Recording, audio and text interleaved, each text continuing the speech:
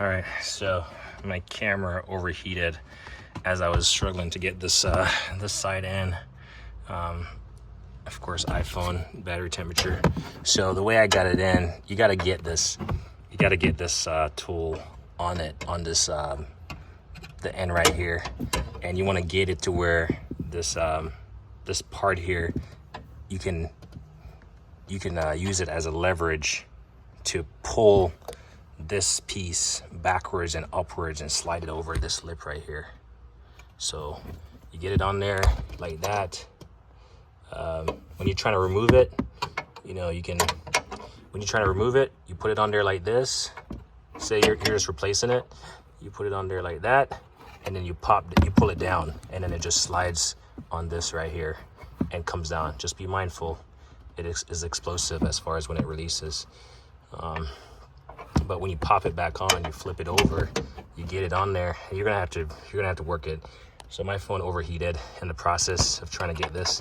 So you pop it on there, and then you just pull back. You might be able to use the same technique to pop it off, actually. Because if I pull on it right now, it's just gonna force it upwards out of this little notch, and it's gonna force it downwards on that side and pop it around this little frame rail.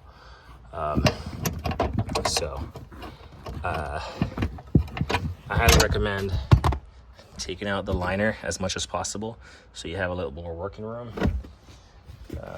As you can see, I have 2 springs on the ground. Sorry I didn't really get all of it, because I know, and it's the same thing for the next side. It's like, there we go. It's the same thing for this side. You got this opening right here. Pop it over it, and then I can pop it down, and it's gonna push up on this to release it from the gap right here, and then push down on the side that's hooked to pop it down from right here. So hopefully that helps.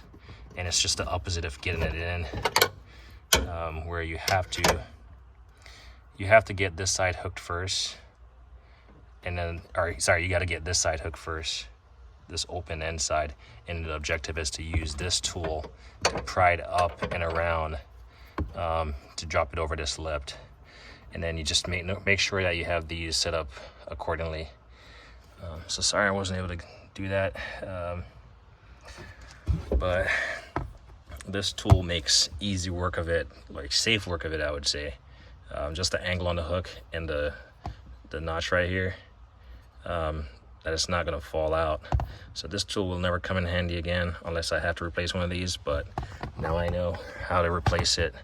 Like I said, try to get these clutter out of here as much as possible, just to give yourself some working room.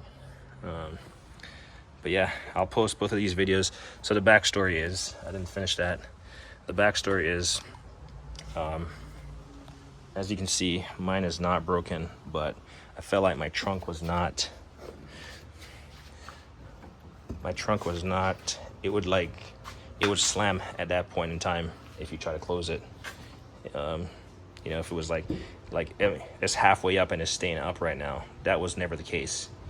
It's at a 45 and it's staying up. That was never the case. Let's see. So right there is when it starts breaking. So, and when you set it down, it would slam. And then also when you close it and pop the trunk, whether from the inside or the outside, it would just pop up and still stay, like it would be like that. So I knew these springs had to be worn out. So that's why I am replacing mine. But in that video, I've seen people use channel locks, vice grips. I looked up a tool and I got this on eBay. I want to say it was like 20 bucks. And okay, the backstory, I've had this for over a year, and I've been using a freaking hood latch or hood holder thing to hold my trunk open whenever I need it to. And it's kind of embarrassing, especially here in my garage with so much tools. But I tried it with the channel lock thing, and I got one off, and I was like, wow, I regretted taking it off, because now I can't get it back on. Luckily I only took off one, and that's what I was saying in that first part of the video, is that just like doing brakes, if you're unfamiliar, especially like drum brakes or something, do one side, and then you can have reference, and just take a picture of something. Take a picture of how it's routed, so you can see how mine is routed here. This is the driver's side, and you got this side right here, how it's pinned up top, and this side right here, how it's, you know, it open end, it latches and it goes over. And then right here you got this little clip right here, the one that goes from the back side crosses over this one up top, and it latches in there. And like I said, if you watched that previous video, you can see that, well, that stuff clips in. It wasn't clipped in, but it just clips in, prevents it from going anywhere as much as possible. And then this side, that's how it is.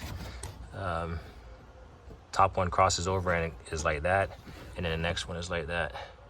So sorry, I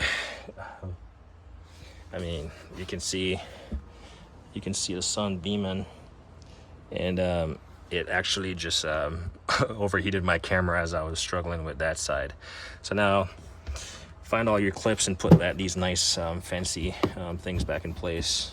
But if you can remove them, it's going to make your life a little bit more easier, because some of these are kind of not sharp, but they kind of rub. Yeah, they got like a little sharpness to them. So hopefully those two-part videos help in all the explanation. But even if you're doing one, I would say buy two new things, and buy the tool that's going to save your bacon, and wear some kind of eye protection and gloves, like hard finger gloves or something. Anyway, that's the video. I'm gonna get this stuff cleaned up, and I am now a happy camper, because as you can see, it's trash day,